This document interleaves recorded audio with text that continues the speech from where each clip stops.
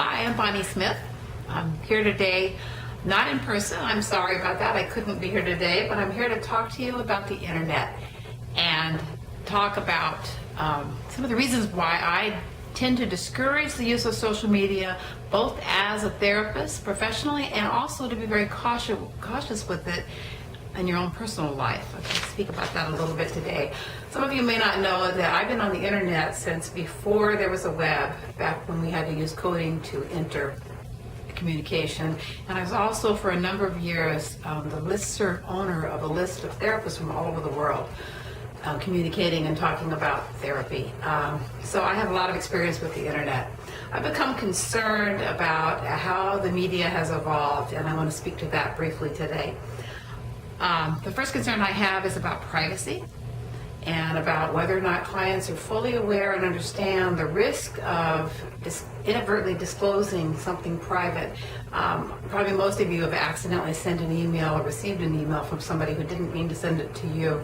It's very easy, if you're not careful and don't have careful procedures, to accidentally send an email to the wrong person, and also for emails to be intercepted. There's also a concern for misuse of social media. My son works in the computer industry for a company that uses that media in order to market to you and watches where you go and what you surf for and what you do, what you post on Facebook in order to market and send advertising to you, and that can be misused. I'm more concerned even about the effects on your society.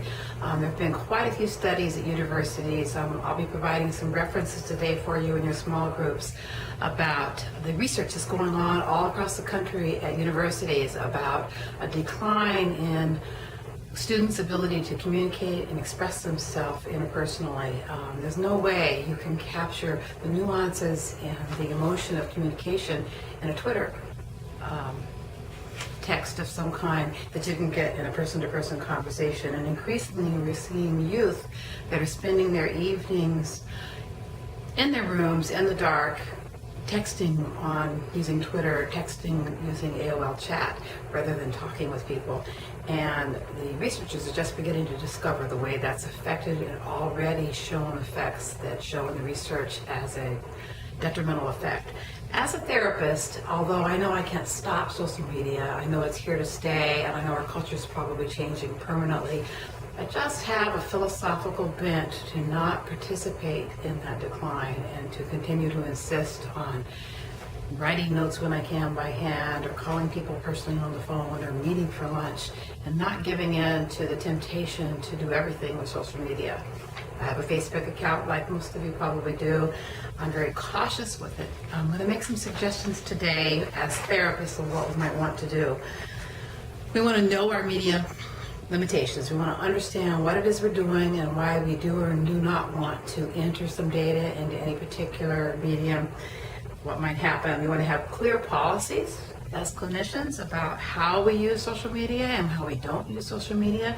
You may want to set up separate email accounts so that you can't inadvertently send something to a client without deliberately choosing to do so. I would highly suggest that you develop clear safety and privacy precautions and communicate those to your clients so that you, including informed consent about understanding the media. If you come to see me in private practice, you will sign a statement that says you understand that because email is not considered private and not considered safe from encroachment, even when it's encrypted, there's always a risk that I discourage the use of email for confidential communications. So make those kinds of policies, be careful, take a look at some of the research that I'll provide today and some of the books that are available to read about what has already happened and changed in the culture as a result of our move towards social media. Thanks so much, and I'll hopefully see you guys next month. Bye-bye.